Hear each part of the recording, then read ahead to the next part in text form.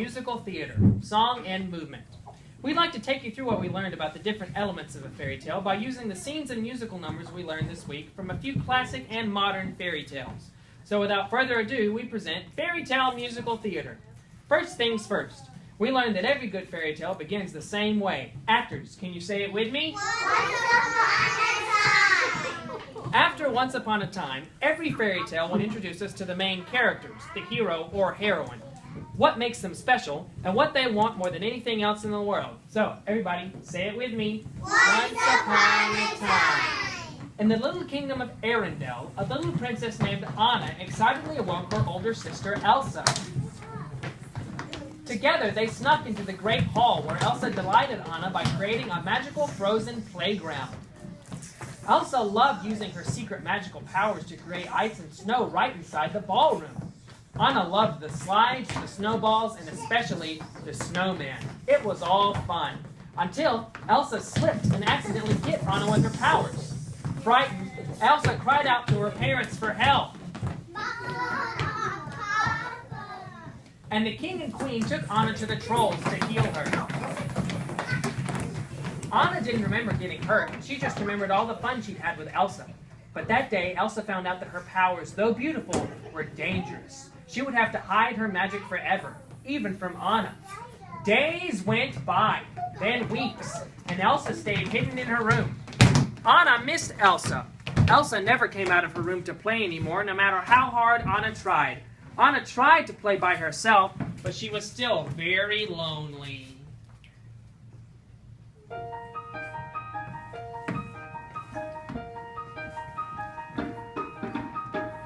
Do you want to build a snowman? Come on, let's go and play. I never see you anymore. Out the door, like you gone away. He used to be It's 20s, and now we're not. I wish you would tell me why. Do you want to build a snowman? It doesn't have to be a snowman. Okay,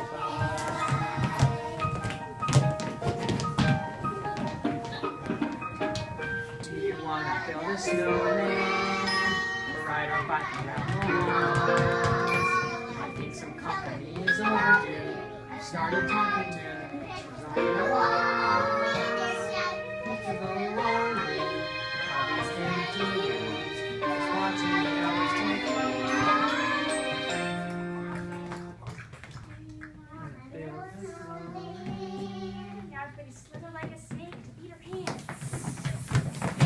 Now it's time for our hero or heroine to try and go and get what they want, and that usually involves going on a big adventure. Sometimes the hero decides to go on their own, and sometimes someone swoops in and takes them along. For example, everybody say it with me. Once upon a time. There lived the Darling family. One night, Mr. and Mrs. Darling went to a party, leaving their children, Wendy, Michael, and John, home. While Wendy was telling her little brothers a story with a book, a boy dressed in all green jumped through the window. His name was Peter Pan, and he was from a wonderful place called Neverland. He offered to take the Darling children to Neverland with them, and wanting to experience an adventure like one of the ones in their bedtime stories, they agreed. With a little bit of fairy dust, the four of them flew off into the night. Once Peter and the Darling kids got to Neverland, they met the Lost Boys, a group of boys who lived away from their parents, played all day long, and had no rules. Peter was their leader, and he and the Lost Boys lived by one simple motto.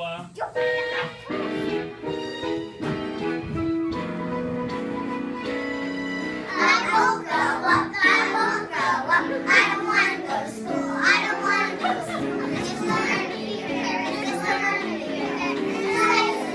Inside silly room, and growing up means it won't be.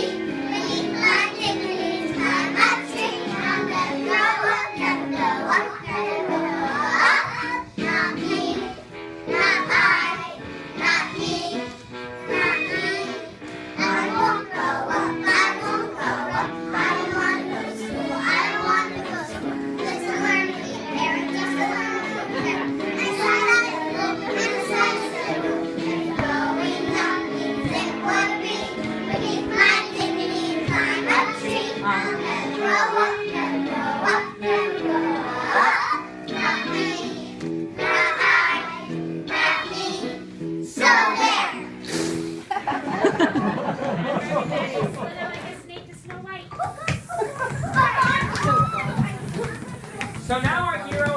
awesome adventure. What could go wrong, right? Well, every fairy tale has a villain, and their entire goal is to stop our hero or heroine from getting what they want.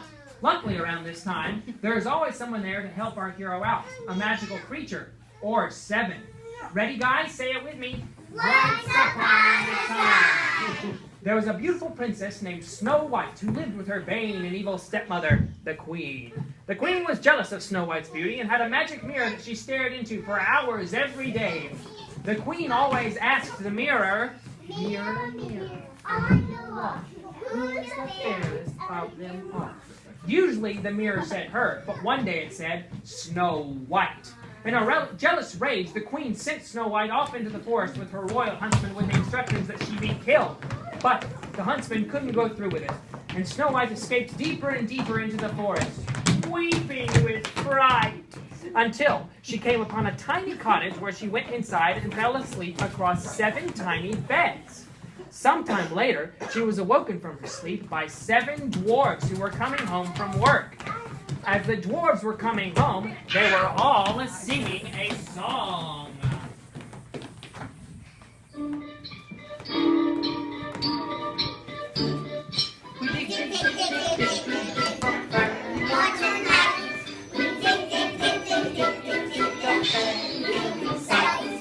We dig up down the fire, down and we sometimes walk. I don't know why we did them for.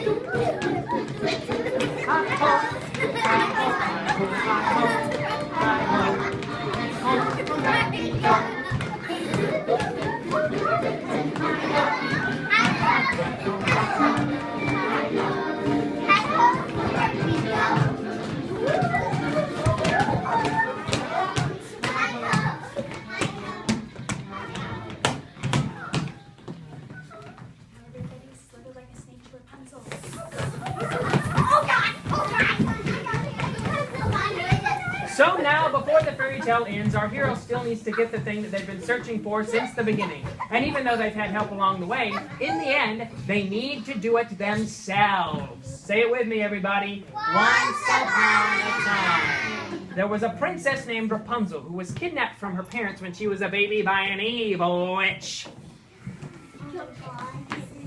The witch raised her in her tower and let her hair grow really, really long and gave it magical healing powers. Every year on her birthday, Rapunzel's parents sent lanterns into the sky. Rapunzel longed to see the lanterns up close, and one day she was given the chance when a thief named Flynn Rider climbed into the tower to hide from the law. Rapunzel was scared of him at first and hit him on the head with a frying pan. But then she realized Flynn didn't want to hurt her, and Flynn agreed to help Rapunzel escape using her hair. They had many adventures, and Rapunzel saw the world for the first time. But the evil witch managed to kidnap her back again. You kidnapped Rapunzel? Flynn climbed back up the tower and saved Rapunzel by cutting off all of Rapunzel's hair. When he did this, the witch became old, wandered down, and withered away, as she had been using the magic hair to stay young. Then, Flynn and Rapunzel escaped the tower again and went back to her parents, the king and queen. They were overjoyed to have their daughter back after so many years, and they lit the lanterns one last time in celebration.